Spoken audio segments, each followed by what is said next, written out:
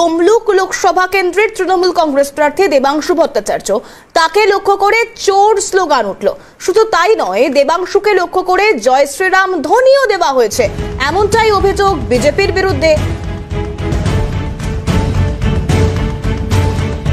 যদিও দেবাংশুর দাবি যে বিজেপির হয়তো কোথাও একটা তাকে দেখে রামের কথা মনে হয়েছে বা তার মধ্যে রামকে দেখতে পাচ্ছে বিজেপি, তাই জয় শ্রীরাম ধ্বনি তোলা হয়েছে, এমনটাই দাবি দেবাংশুর। দেবাংশু ভট্টাচার্য, তার সঙ্গে আমরা টেলিফোনে কথা বলেছিলাম এই গোটা বিষয় নিয়ে, তার ঠিক কি প্রতিক্রিয়া শোনাবো।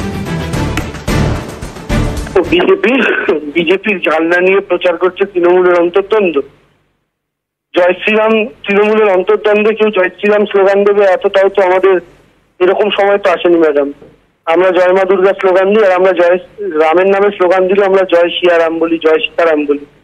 আমরা সীতাকে ছাড়া রামের নাম নিই না, কারণ সীতাকে কেন্দ্র করেই গোটা রামায়ণ। সীতা না থাকলে রামায়ণ হতো না। তাহলে আমরা মনে করি রামের নাম নিলে তার সাথে সীতার নামও নেওয়া উচিত। তাহলে আমরা জয় শ্রীরাম বলি না, জয় সীতারাম বলি। আর বিজেপি আমাকে থেকে জয় শ্রীরাম স্লোগান দিয়েছে এখন আমি জানি না। এখন আমাদের তৃণমূলের নেতাদের মধ্যে, তৃণমূলের কর্মীদের মধ্যে বিজেপি রামকে দেখতে পাচ্ছি কিনা, কারণ আপনি তো ভগবানকে দেখলেই ভগবানের নামে স্লোগান দেন, তো সেরকম কিছু দেখতে পাচ্ছে কিনা, কিংবা রাবণরা রামের ভয় পাচ্ছে কিনা, রামচন্দ্র তো একটা ধনাত্মক শক্তি, তার ভয় পাচ্ছে কিনা জানি না। আর বাকি রইল চোর চোর স্লোগান।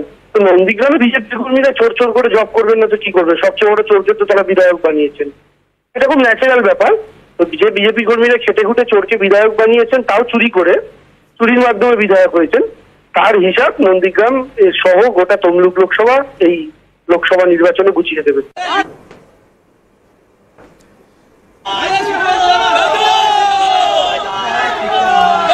দেবাংশু ভট্টাচার্যকে লক্ষ্য করে যে স্লোগান শোনানোর চেষ্টা করছি আপনাদের।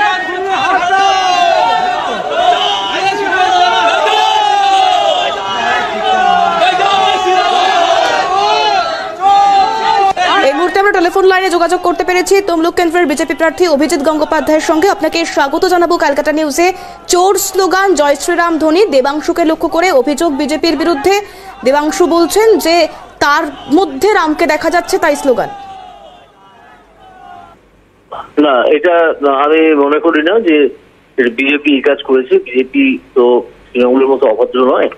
তৃণমূল তো বিভিন্ন বিরোধী দলকে প্রচারে বাধা দিচ্ছে বিভিন্ন জায়গায়, কালকে তো টিভিতে খবরে দেখিয়েছে। তো এটা বিজেপি করেনি, এটা ওদের নিজেদের লোকেরাই করেছে। ওদের নিজেদের মধ্যে বিরাট গোষ্ঠীদ্বন্দ্ব, গোষ্ঠী সংঘর্ষ। আর তাছাড়া দেবাংশু ওই ছেলেটি, ও বিজেপির কাছে এমন কিছু গুরুত্বপূর্ণ নয় যে ওকে ঘিরে ধরে চোর বা জয় শ্রীরাম স্লোগান দিতে হবে। ও তো ইনসিগনিফিকেন্ট, তো কোনো প্রচারই নেই তমলুকে, তো কোনো প্রচারই নেই। সেদিন ওর কোন একজন নেতা এসেছিল হলদিয়ায়, তার সবাই তো লোকই হয়নি, সেই জন্য সে রাগারাগি করে তারপর চলে গেছে।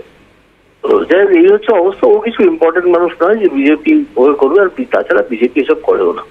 এটাও সম্পূর্ণ বিজেপিকে দোষ দেওয়ার জন্য একটা বানিয়ে বানিয়ে বলে দিয়েছে। আসলে এগুলো হয় ওদের নিজেদের গোষ্ঠীগত সংঘর্ষের জন্য, গোষ্ঠী দ্বন্দ্বের জন্য। বেশ, অনেক ধন্যবাদ জানাবো আপনাকে আমাদেরকে সময় দেওয়ার জন্য। তমলুকের বিজেপি প্রার্থী অভিজিৎ গঙ্গোপাধ্যায় কথা বলছিলাম তার সঙ্গে। অর্থাৎ অভিযোগ পাল্টা অভিযোগে আপাতত সরগরম তমলুক কেন্দ্র।